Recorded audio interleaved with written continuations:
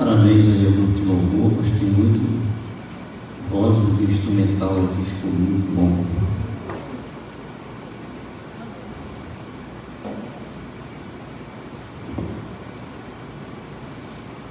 Queridos, abram aí as suas Bíblias no livro de Hebreus.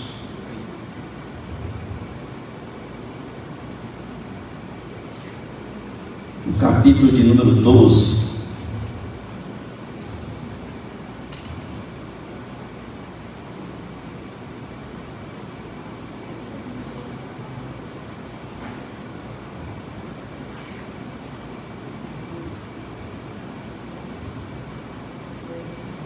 Nós vamos ler o verso de número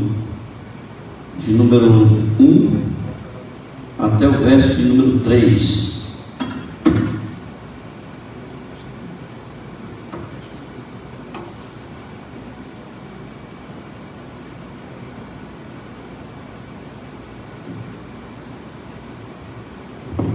Hebreus capítulo 12, versos de 1 a 3. E diz assim: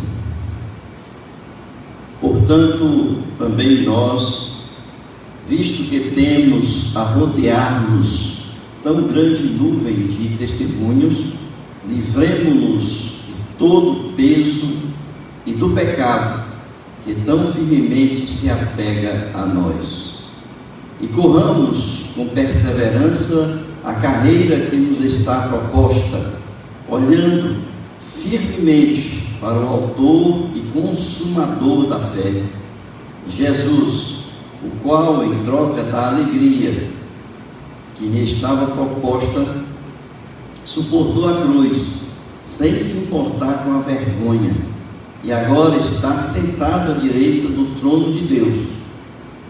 Portanto, pensem naquele que suportou tamanha oposição dos pecadores contra si mesmo, para que vocês não se cansem nem desanimem.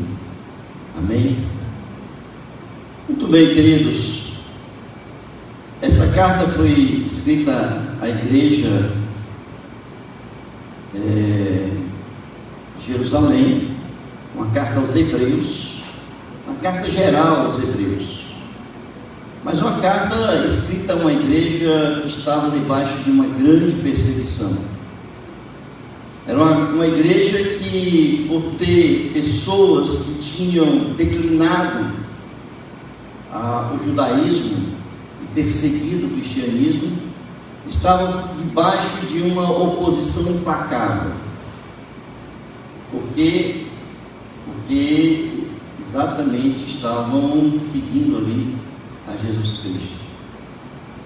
Nesses versículos que a gente leu, capítulo 12, versículos de 1 a 3, quando o autor escreveu essa carta, ele estava escrevendo para essa igreja, sofrendo, e ele tinha algumas preocupações com relação à igreja, que nós devemos pensar sobre isso, porque o sofrimento, queridos, não é algo exclusivo da igreja. A igreja que estava sendo perseguida, a igreja que estava sofrendo essa oposição. O sofrimento é algo que cabe a todos nós. Nós, desde que nascemos, muitos de nós já nascem sofrendo, né? O sofrimento nos acompanha a vida toda. E é interessante, irmãos, quando a gente pensa que o sofrimento não é algo isolado, não é algo que, quando nós estamos acometidos de sofrimento, é algo que nós temos isso sozinhos, mas o sofrimento é algo que é solidário. É solidário o sofrimento. Não sei se vocês perceberam, nós temos alguns sentimentos que eles são solidários, porque ao mesmo tempo que nós sentimos, outras pessoas sentem por nós também. Ele é solidário no sentido de que nós não podemos ver alguém da nossa família, por exemplo, sofrendo porque eu sofro junto, eu choro junto. Mas eu não posso ver ninguém que está passando por uma situação muito difícil que eu não possa estar incomodado com aquele momento que aquela pessoa está passando. Quantas e quantas vezes a gente vê nas redes sociais, na televisão, pedindo ajuda para as pessoas, por exemplo, que estão debaixo de um momento de inundação ou de um terremoto, que passa aí, as pessoas começam então a pedir coisas, que possam ajudar. E isso é um sentimento solidário. Nós estamos ali, solidários com as outras pessoas. Então percebam, o sofrimento é algo que nos acompanha, é algo que está conosco, é um companheiro de viagem terrena. Não existe ninguém na face da terra que não tenha passado por isso, porque até Jesus passou por nós, aquele momento da paixão, quando foi para a cruz do Calvário. E quando o autor então da carta resolveu escrever a carta para esta igreja que estava sofrendo, ele tinha algumas preocupações. Quais eram as preocupações? Nós temos, por exemplo, o primeiro é quando uma pessoa, uma igreja que está sofrendo, ela tem o risco de interpretar esse sofrimento como ter feito algo que não tenha agradado a Deus. As pessoas pensam assim: não, eu estou passando por isso porque eu fiz alguma coisa que desagradou a Deus.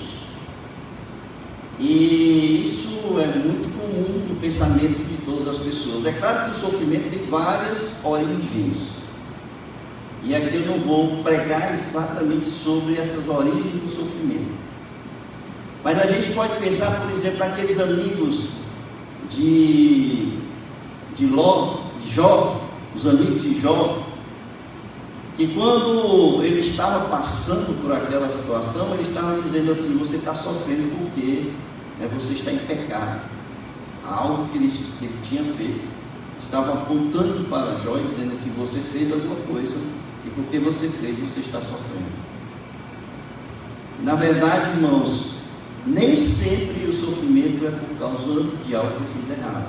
Se eu fiz algo errado, eu vou sofrer as consequências do que eu fiz, mas nem sempre é por isso, porque muitas vezes nós estamos passando por provações, e nós já vimos aqui na carta de Tiago que a provação ela é boa para a gente, porque ela nos conduz à perseverança, e a perseverança nos conduz à maturidade na fé, maturidade cristã, maturidade na caminhada do dia a dia da nossa vida. Então a primeira preocupação desse autor, quando escreveu a carta, era assim: será que a igreja pode estar pensando que elas estão sendo perseguidos, que eles estão sofrendo essa oposição implacável do povo judeu, porque eles declinaram do judaísmo para seguir o cristianismo? Mas também corria o risco de eles poderem estar pensando que estavam sofrendo, e esse sofrimento trazer um desencorajamento na caminhada cristã. Isso é comum, né? Às vezes você está debaixo de uma tribulação muito forte, caminhada forte, principalmente, irmãos, aquelas pessoas que estão iniciando a sua caminhada cristã, estão no comecinho, e ainda estão engatinhando na caminhada, e aí começam a sofrer, passam por uma situação difícil e começam a comparar a vida. Isso eu já ouvi, irmãos, olha quantas vezes.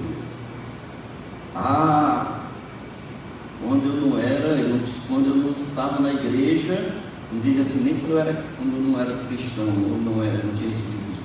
Quando eu não estava na igreja, essas coisas não aconteciam comigo. É claro que aconteciam. Só que quando aconteciam, eles não tinham essa referência de igreja. E eles não tinham, quando eles passavam por esse momento, eles não tinham Cristo para ajudar a superar aqueles momentos de sofrimento. Mas a igreja estava passando, e a preocupação do autor nesse momento era fazer com que a igreja entendesse que voltasse a ter a motivação necessária para continuar aí a caminhada cristã. Mas existe também uma terceira preocupação do autor, quando ele escreve uma carta assim. Era de que a igreja pudesse ficar tentada a retornar aos velhos hábitos. No caso aqui, retornar ao templo. No caso aqui, retornar às cerimônias rituais lá do Antigo Testamento, do templo, onde as pessoas iam ao templo e tinha as cerimônias que ali aconteciam. Muitas pessoas fazem isso. Muitas pessoas vêm do mundo secular, do mundo, elas se convertem para a igreja e depois que saem da igreja por causa de tanto sofrimento que passam, saem, muitas vezes decepcionados com Deus, e muitas vezes retornam às suas velhas práticas, não é isso? Então o autor estava com essa preocupação. A terceira preocupação do autor era que exatamente o risco de estarem tentados a retornar às velhas práticas, olhar para trás. Porque Jesus disse: aquele que põe a mão no arado não deve olhar para trás, né? E a preocupação havia sempre nesse momento. Daí, irmãos, diante disso, era importante, portanto, falar sobre o assunto, trazendo motivação, trazendo alento, procurando dar força para que a igreja seguisse aí. Então eles começou a escrever. Nós vimos aqui algumas coisas já nessa carta, não todas, mas eu parei aqui porque domingo passado eu falei sobre isso, sobre sofrimento, sobre provação, e eu achei interessante a gente continuar esse pensamento dentro da visão desse contexto aqui do autor aos Hebreus. Esse texto ele mostra como nós podemos superar momentos assim. Se estamos passando por esses momentos, nós precisamos então olhar para que o autor está chamando a atenção, o autor aos Hebreus, para que, usando e aplicando a nossa vida, nós possamos ter força para superar os momentos de sofrimento. A primeira coisa assim, que a gente, ainda a título de introdução, que eu quero falar para vocês, é que esse capítulo 12, na verdade, ele faz uma referência ao capítulo 11. Ele faz uma referência, o capítulo 11 o que é? É a galeria dos heróis da fé. Ali, desde Abraão, né, os patriarcas, aí ele vem do Antigo Testamento, e ele fala então dessa galeria ali dos heróis da fé. E todos esses heróis da fé, que falam aqui, todos eles passaram também por sofrimento. Veja então que o autor nos leva a olhar em duas direções. Ele nos leva a olhar para o passado, para que nós pudéssemos olhar, para ver, enxergar aqueles que passaram por isso. Ele fala, portanto, ele está fazendo aí um link no capítulo 11. E ele também nos leva a olhar para a pessoa de Jesus Cristo. Primeiro olhar para o passado, e depois nos leva a olhar para Jesus Cristo. E é em cima desse aspecto, e quando o autor se coloca também no meio, como participante da igreja, do sofrimento da igreja, é que ele então conduz a igreja a procurar se fortalecer através das orientações que ele está dando aqui. Então veja, o primeiro aspecto que ele fala aqui, ele diz assim, portanto, no versículo 1, também nós, e aí ele se coloca no meio, visto que temos a rodear-nos tão grande nuvem de testemunhas, livremos-nos de todo o peso do pecado que tão firmemente se apega a nós, e corramos com perseverança a carreira que nos está proposta. Eu vejo aqui é que nós não podemos, em primeiro lugar, assim, focar no sofrimento e na dor. Existe um erro muito grande de todos nós quando passamos por essas situações. Nós estamos focados no sofrimento, achando que nós somos muitas vezes os únicos que passamos por isso. Às vezes a gente está tão debaixo, falando na parte emocional, emocionalmente baixo, que a gente não consegue perceber o que se passa à nossa volta, que a gente não consegue olhar para outra coisa senão aquele momento da dor que nós estamos passando. E aí a gente entende que só isso acontece com a gente muitas vezes. Por que eu estou sofrendo? Por que só acontece comigo essas coisas? Por que eu fui alcançado exatamente nesse momento da minha vida? E por que não as outras pessoas?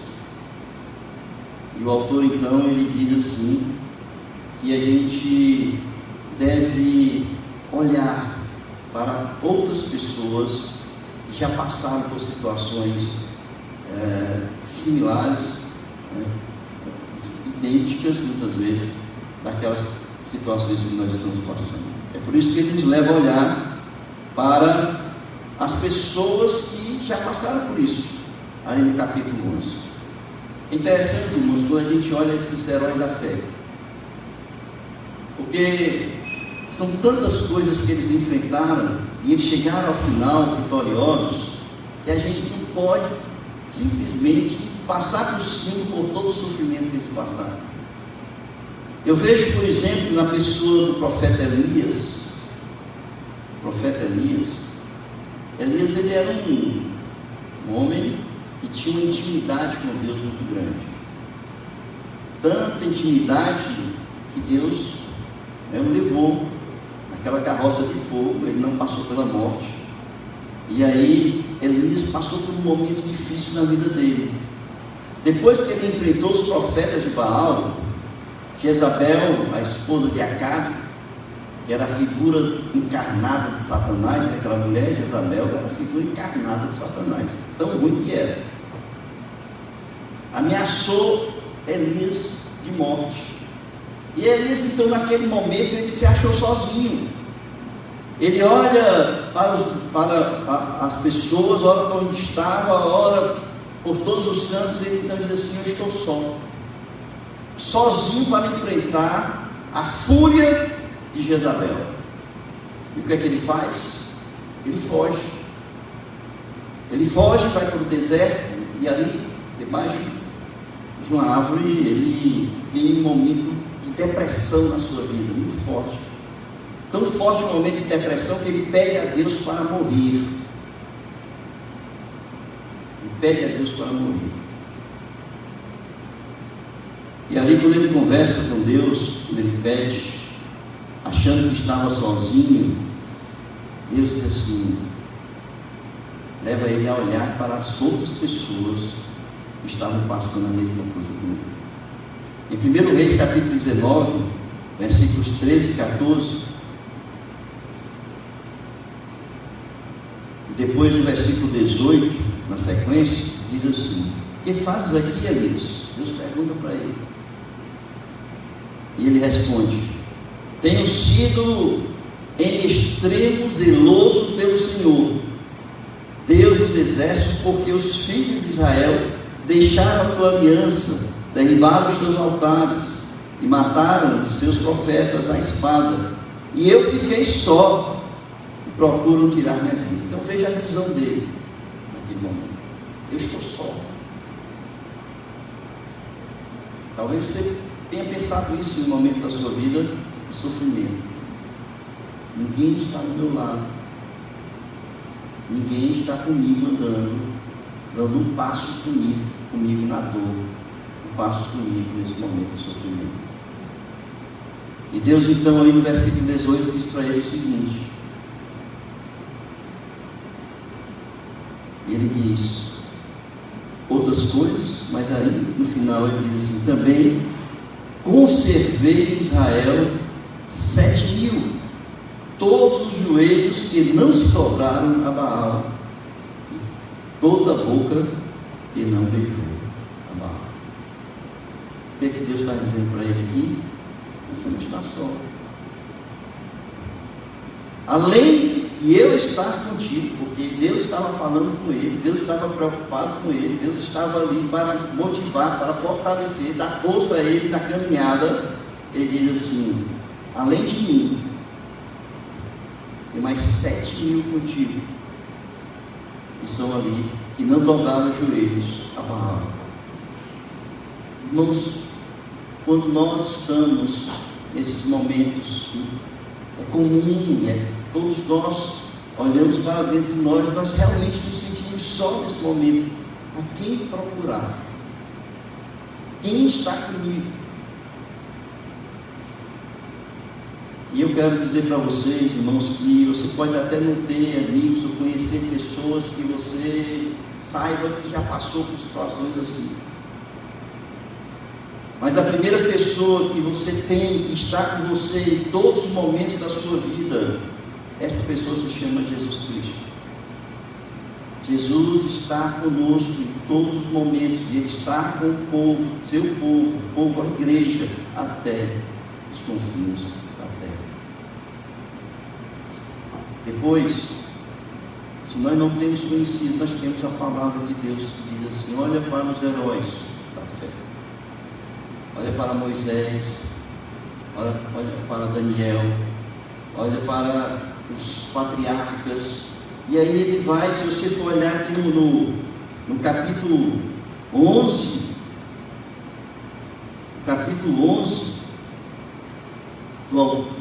de Hebreus, nós vamos ver quantos e quantos nomes, queridos, que ele vai colocando aqui nessa galeria da fé. E todos eles, se você conhece a história de todos eles passaram por esses momentos, e todos eles chegaram ao final vitoriosos, porque conseguiram superar a dor e o sofrimento que estavam enfrentando. Então o autor dos Hebreus aqui, como primeiro passo, ele manda olhar para os que passaram e conquistaram a vitória. Ele diz aqui no versículo 1: visto que temos a rodear-nos tão grande nuvem de testemunhas. E muitas vezes nós olhamos aqui para esse texto e olha assim, que temos a rodear-nos tão grande nuvem de testemunhas. Muitas vezes essa palavra nos confunde, porque nós pensamos que são pessoas que estão olhando ali para o nosso dor, para o nosso sofrimento, são testemunhas do nosso sofrimento, mas não é. São testemunhas que passaram pelo sofrimento, e são exemplos para todos nós daquilo que nós estamos passando e enfrentando. Por quê? Quem morre não volta. Como é que eles podem estar testemunhando o que nós estamos passando? Quem está morto não volta, né? Então, eles estão lá da história que escreveram, o exemplo que eles são para todos nós. São testemunhas que também, assim como eles passaram, nós também passaremos vitoriosos em situações como essa. Então ali tem Abraão, tem Isaac, tem Jacó, tem Moisés, tem os juízes, tem os profetas, uma grande quantidade de testemunhas que nos encorajam a permanecermos firmes diante do sofrimento. É importante então que a gente olhe para eles, e assim como eles passaram, nós também passaremos vitoriosos. A segunda coisa que o autor dos Hebreus manda fazer aqui, ainda no versículo 1, ele diz: portanto, também nós, visto que temos a rodear-nos tão grande nuvem de testemunhas, ele diz assim: livremos-nos de todo o peso e do pecado que tão firmemente se apega a nós. Livremos-nos de todo o peso. Queridos, nós somos um depósito de coisas antigas, né? Somos um depósito de coisas antigas. Às vezes a gente, eu não sei quem já passou por isso, mas muitas vezes quando a gente se muda, né, de casa, e a gente vai arrumar as coisas, e a gente vai ver que é tanto cacareco dentro de casa, né, e a gente começa a jogar fora esse cacareco, não é isso? Eu já passei por umas situações como essa, porque a gente às vezes tem pena de jogar as coisas fora. Ah, isso aqui me lembra disso aqui, ah, isso aqui eu ainda posso usar uma vez na vida, nunca vai usar, mas eu posso usar, não é? Irmãos, nós somos esse quarto de cacareco. Somos esse quarto, até naqueles cacarecos que a gente tem apego. Tem umas coisinhas lá que a gente não usa, está tão velho, É como camisa velha, né? Eu tenho uma camisa velha que já deve ter tempo que eu sou de casado, 44 anos. Mas eu gosto tanto de usar essa camisa, e eu não quero nem jogar fora e nem colocar para o bazar da igreja. Porque a bichinha é tão macia, bota no corpo, fica sem encaixe. Irmãos, a gente carrega ao longo da nossa história, ao longo da nossa vida, cacarecos sentimentais. Nós temos dores do passado, nós temos mágoas do passado, sentimentos que muitas vezes nós não conseguimos arrancar, tirar do coração. É um peso que nós carregamos na nossa vida. É a nossa história pelo lado ruim, é a nossa história pelo lado que nos faz sofrer e que nos impede de superar as novas que estão acontecendo, porque a gente já traz no passado, já traz uma história, e isso emocionalmente o ser humano não aguenta. A tendência é a gente naufragar. Eu me lembro da história de Paulo, na sua última viagem de Jerusalém para Roma, ele foi preso, levado a Roma, e o barco que ele foi, meu amigo, pegou uma tempestade, ele quase naufraga. Em determinado momento ali da viagem, eles acharam que iam morrer. E aí sabe o que eles fizeram? Começaram a jogar a carga fora. Os marinheiros lá todos se reuniram e começaram a jogar a carga fora, para aliviar o barco menos pesado, melhor para enfrentar a tempestade. Eu não sei quais são os cacarecos emocionais que vocês carregam aí ao longo da vida. Mas, queridos, vocês têm que se despir dessas coisas. É como fazer mudança. Jogando fora. Jogando fora.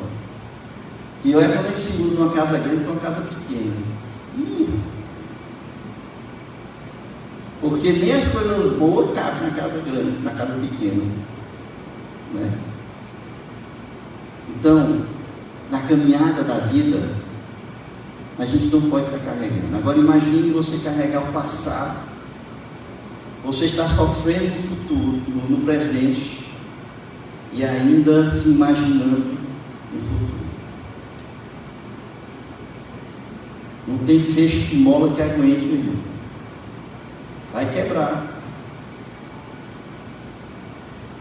Não tem caminhão, fecho de mola de caminhão que aguente uma carga maior que ele pode carregar. Não tem. Vai quebrar. E o autor então diz assim: livremos-nos de todo peso. Tem que se livrar do peso. Mas é só do peso? Não. Ele diz assim: e do pecado. Vamos se livrar do peso e do pecado. Irmãos, o pecado é a coisa mais difícil que tem da gente tirar da gente. O pecado, ele é pegajoso. O pecado, ele cola tanto na gente que a gente não consegue tirar da gente. Quando a gente quer tirar, sai arrancando os pedaços. Pecado é pegajoso demais. Mas não é só pegajoso, o bicho é gostoso. Pecado é algo que a gente se apega tanto porque a gente gosta. E a gente se desfazer de algo que gosta, meu amigo, é um outro sofrimento. Mas é um sofrimento do bem, não é do mal. É difícil? É difícil. Mas ninguém chega lá se não arrancar esse pedaço que faz mal, que é o pecado. Todos nós temos. Todos nós carregamos. O nosso coração é cheio de maus pensamentos, de más intenções. Não é isso? E todos os dias, queridos, nós pecamos. O ruim não é porque todo dia nós pecamos, a gente se arrepende e peca de novo. O ruim é quando a gente peca e gosta. E ele fica e permanece. no coração da gente. Então o autor diz assim: livremo-nos de todo o peso e do pecado. Quais são os pecados da sua vida que você precisa tirar do coração? Quais são aqueles pecados que você está tão apegado, tão difícil de você tirar da sua vida? Às vezes até um pecado, não tem pecadinho, pecadão. Pecado é coisa só. Lá tem aquele pecado que a gente acha que não é essas coisas, né? Mas para Deus tudo é pecado. Desobediência é pecado. Rebeldia, desobediência é pecado. Então, seja qual for o pecado, você precisa tirar para que você possa estar com o seu corpo, a sua vida, as suas emoções, você possa estar aliviado dessas coisas que estão pesando, dificultando a sua vitória, né? A sua superação sobre esses momentos. Mas o autor diz ainda o seguinte, que a gente deve nos livrar de todo o peso. Nós temos que nos livrar do pecado que está em nós. E aí sim, nós precisamos agora, né, esse pecado tem que ser tão firmemente apegados a nós. E nós, aí ele diz, corramos com perseverança a carreira que nos está proposta. Ou seja, nós precisamos ser perseverantes nessa caminhada. Não pode, irmãos, no meio do caminho, eu achar que eu não vou conseguir, eu desisto, eu abro mão da minha salvação, da minha vida eterna, e eu me entrego às situações, eu volto ao mundo porque eu não consegui superar aquele momento da minha vida. Perseverança. Perseverança é paciência. Perseverança é resistência com paciência. Se nós somos cristãos, nós sabemos que o Senhor está no controle e na condução da nossa vida. Então, se nós estamos passando, Deus sabe até onde nós vamos suportar aquele momento. Ele não nos vai dar um sofrimento maior do que aquele que nós podemos suportar, diz a palavra de Deus. Por isso é que nós devemos ser pacientes diante da tribulação e do sofrimento. Depois, ele nos leva ao segundo olhar.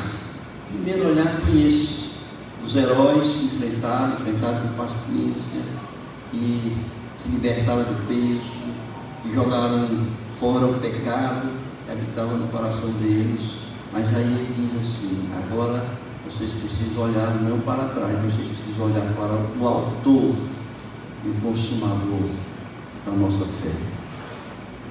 Ele diz assim, olhando, versículo 2, firmemente para o autor e consumador da fé. Quem é? Jesus, né?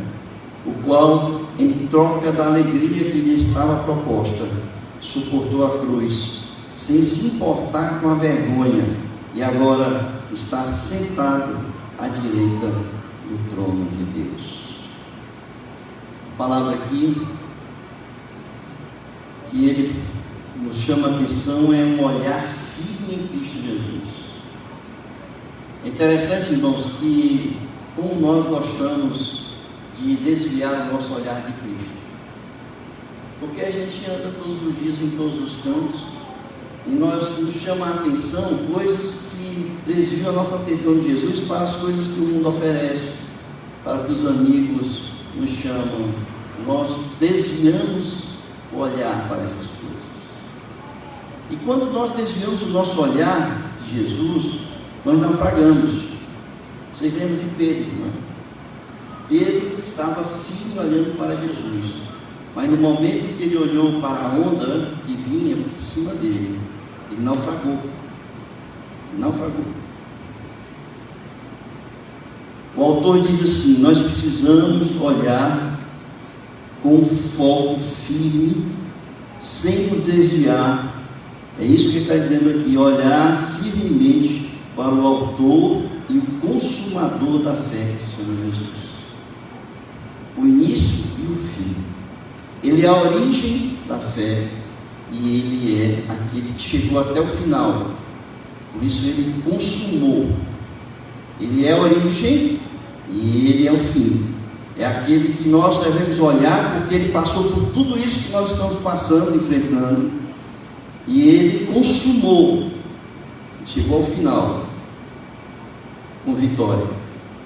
Então veja, olhamos para aqueles que olhavam para Deus, e agora nós olhamos para o próprio Deus, que é Jesus Cristo, o autor e o consumador da nossa fé.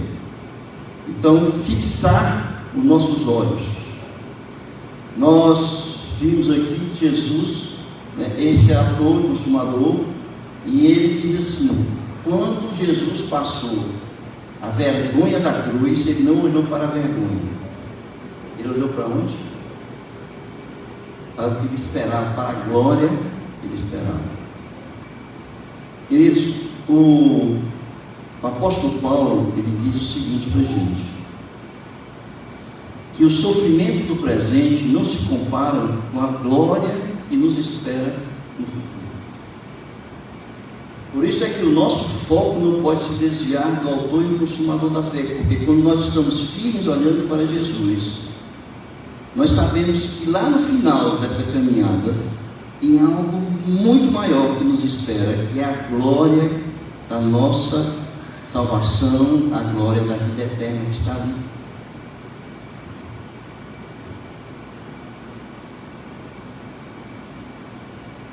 Esse texto que diz, fala isso, está em Romanos capítulo 8, que eu falei para vocês, que o apóstolo Paulo vai dizer isso. Esse sofrimento que nós estamos passando aqui, irmãos, não se compara. É bom que a gente resista, é bom que a gente tenha persistência, é bom que a gente esteja olhando para Jesus, porque o que nos espera não se compara com esse sofrimento. Isso aqui é fichinha. Essa dor é momentânea, mas nós temos toda uma eternidade para gozar a vida eterna ao lado de Jesus. O que maior exemplo, irmãos, o maior exemplo nós podemos ter, senão na própria pessoa de Jesus Cristo, o autor e o consumador da nossa fé.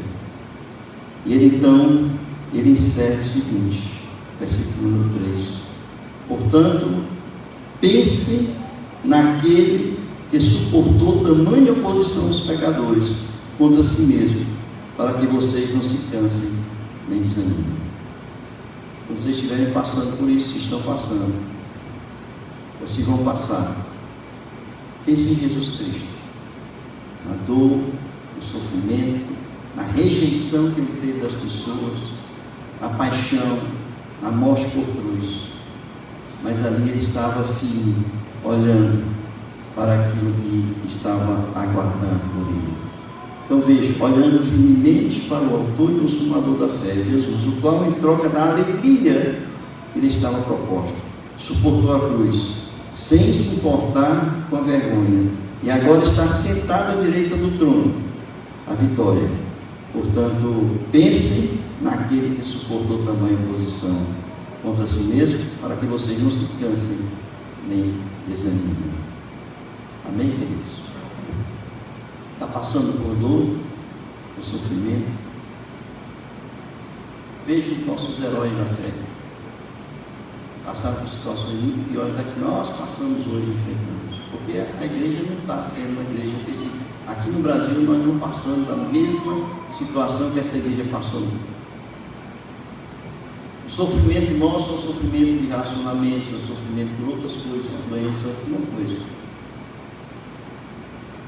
Não se comparem à dor de Jesus Cristo na cruz. Portanto, olhe para Ele.